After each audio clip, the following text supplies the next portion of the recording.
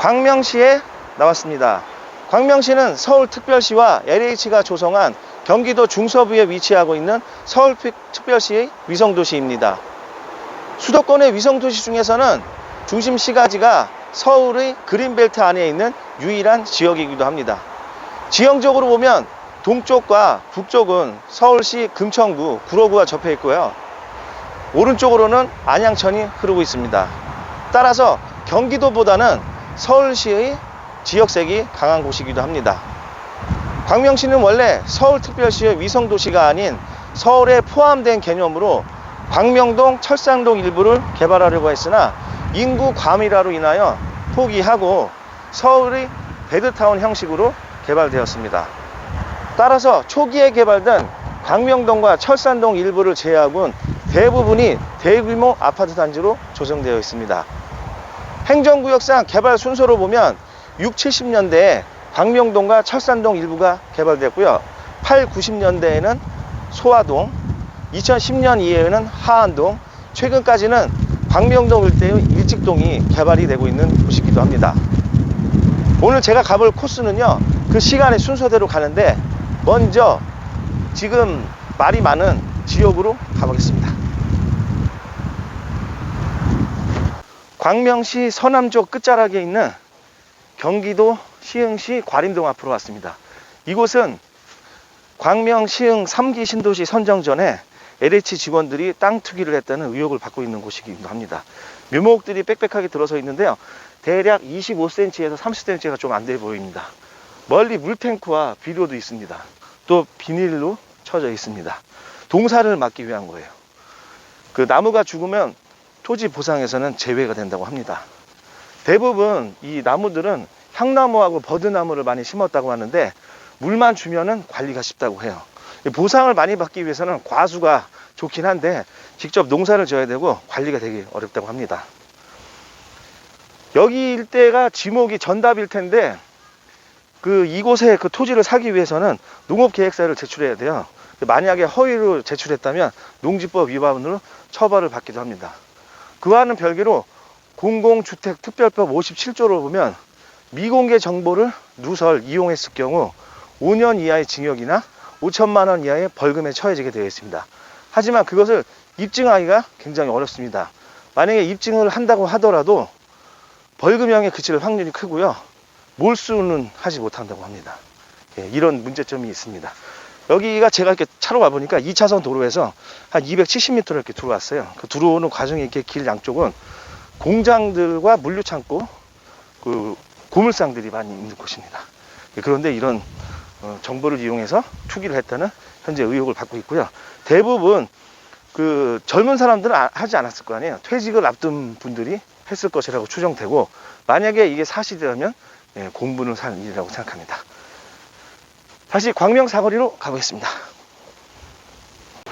광명 사거리로 왔습니다. 이 일대는 1960년대 말부터 개봉지구라고 해서 북쪽의 구로구 개봉동과 함께 개발된 곳입니다.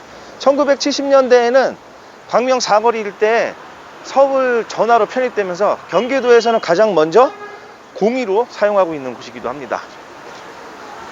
먼저 개발된 지역이다 보니 동서남북 곳곳을 이면으로 들어가면 오래된 다세대 다가구 주택으로 되어 있고요. 노후된 느낌이 강한 곳인데 현재 예정돼서 이 사거리 동서남북으로 개발이 예정되어 있습니다. 그것이 다 개방되면 다시 또 달라질 것으로 보여집니다. 이 일대는 건물 형태가 그렇게 크지 않고 얼핏 보면 썰렁한 것 같은데 사람들이 굉장히 많은 곳이에요. 또 이 광명 사거리 7호선역은 하루 유동인구가 53,000명에 이릅니다. 지하철 7호선 중에서는 전체 두 번째로 유동인구가 많은 곳이에요.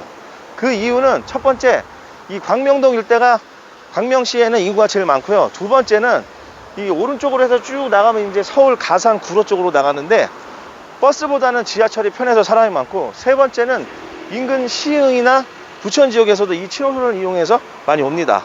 네 번째는 광명 전통시장이 있습니다. 이 시장은 1972년도에 자연 발생적으로 생긴 시장인데요. 이 광명시 일대에서 사람들을 모이게 하는 최대의 집객시설입니다.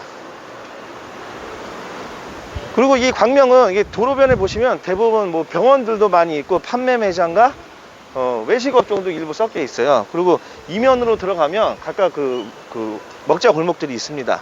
예, 그래서 유동인구가 항상 많은 곳이고 와보시면 공실이 없는 안정된 상권입니다. 다만 이제 노후화가 되어 있는 것을 싫어하시는 분도 있긴 한데 이게 다 개발이 되면 또 달라지는 부분도 있고요. 우리가 지난번에 갔던 경기도 구리시와 좀 비슷한 느낌이 있는 곳입니다. 그 건물 시세는 이 대로변 쪽이 평당 8천에서 1억 초반으로 되어 있습니다. 그래서 이곳은 투자 목적이 시세 차익보다는 안정된 임대 수익을 목표로 하시는 분들이 적합한 곳이라고 생각됩니다. 다시 철산역으로 가보겠습니다.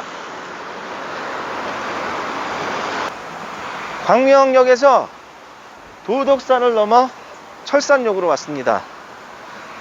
멀리 보이는 저 도덕산에 주택들이 빽빽하게 들어서 있는데요, 60년대 말부터 형성이 된 겁니다. 얼핏 보면 한남 뉴타운의 느낌이 나는 곳이기도 합니다. 평지로 되어 있는 이 철산동 일대는 1980년대 초 중반에 철산 주공 아파트가 들어서면서 형성이 됐습니다. 따라서 이 대로변은 단지 내 사람들이 이용하는 그 판매업종 위주로 되어 있고요, 학생들을 위한 학원가도 많이 있고 또 주변에 금융, 증권사도 많이 있습니다. 안으로 들어가 볼까요? 여기가 철산 상업지구인데 1990년대부터 개발되면서 쭉 이어져 온 겁니다. 이 주변으로 경찰서, 시청 등 관공서들이 있고 또 대로변에 있는 직장인들, 또 가까이에 가산 디지털 단지에서도 많이 이용했던 상권입니다.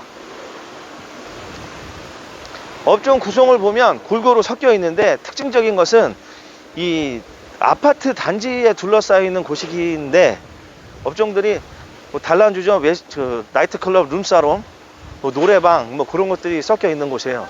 이게 가능한 이유는 1980년대 생겼던 주공아파트에 있는 그 상업지역, 그리고 일기 신도시에 있던 상업지역들이 이런 형태로 되어 있습니다. 예, 보시면 건물에 저 멀리 보이는 뭐 안마 시술소나, 지금 영업을 못해서 불이 껴져 있는데 뭐 룸바 클럽 이런 것 등 뭐 나이트 클럽을 비롯해서 그런 업종들이 있는 곳입니다. 그 안은 지역과 학교들이 있다 보니까 주민들과 또 학생들이 이용하고 외식업종, 서비스업종도 골고루 섞여 있는 안정된 그 업종 구성이 되어 있는 곳이에요. 우리가 그 지금 2기 신도시를 보면 이런 형태에서 좀 벗어나게 그 지역을 형성하거든요. 그래서 판교나 광교를 보면 이런 시설이 없잖아요. 우리가 가봤을 때 가까이에 있는 그 야탑이나 모란으로 가야 되는 그 상황입니다. 그런 차별성이 있는데 그와는 별개로 전국적으로 현재 유흥 상권들이 어려움에 처해 있습니다. 그게 이제 몇 년 전부터 김영란법에 의한 접대와 회식 문화가 사라지고 주 52시간 근무, 또 지금은 젊은 직장인들이 회식이나 술자리를 많이 안 한다고 합니다. 자기 개발을 상대적으로 많이 해서 그런 어려움에 처해 있는데 거기에 대해 또 더해서 코로나가 터지다 보니까 아예 영업을 못하는 어려운 상황에 처해 있습니다. 그런데 그럼에도 불구하고 이 철산 상권은 불이 꺼져 있는 그런 업종들을 제외하고는 공실이 없는 안정된 상권으로 되어 있는 곳입니다. 만약에 그 향후에 이런 상업지역들이 주변에 더 공급이 안 된다면 그게 오히려 또 경쟁력이 있을 수도 있다고 봅니다. 건물을 만약에 투자하실 계획이 있으신 분들은 이쪽 지역은 마찬가지로 시세 차익보다는 안정된 임대 수익을 목표로 하시는 게 어떠하는 개인적인 생각이 듭니다. 광명역은 2004년 KTX 개통과 함께 들어선 역으로 부지 8만 평 규모의 대규모 시설로 되어 있습니다. 향후에는 안산에서 여의도로 가는 신안산선과 송도에서 판교로 가는 월판선이 모두 광명역을 거쳐서 지나갑니다. 또한 광명역 남쪽으로는 대규모 산업단지인 테크노밸리가 향후에 조성될 계획으로 되어 있습니다.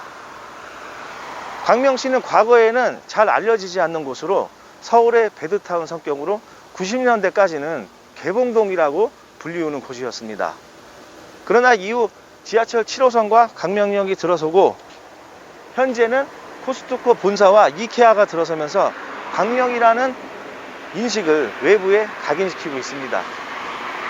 아파트 측면에서 보면 2005년도부터 가격이 많이 올랐는데 그 이유가 여러 가지가 있습니다. 첫 번째는 서울 가까이에 있는 금천구와 구로구에 있는 직장인의 수요가 이동을 했고, 대규모 아파트들이 공급이 되다 보니까 광명 서남부 지역에 있는 분들이 또 이동을 많이 했습니다.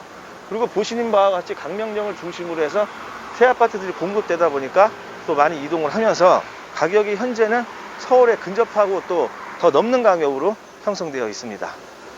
따라서 앞으로 광명시 일대는 대규모 재건축, 재개발이 예정되어 있고, 교통망 개선과 산업단지 조성 등으로 개발 호재가 남아있는 곳입니다. 만약에 90년대 광명에 살다가 이민을 갔다가 현재 다시 오신 분이 있다면, 이 모습을 보고 있다면 천지개벽하고 있는 중이라고 생각하실 겁니다.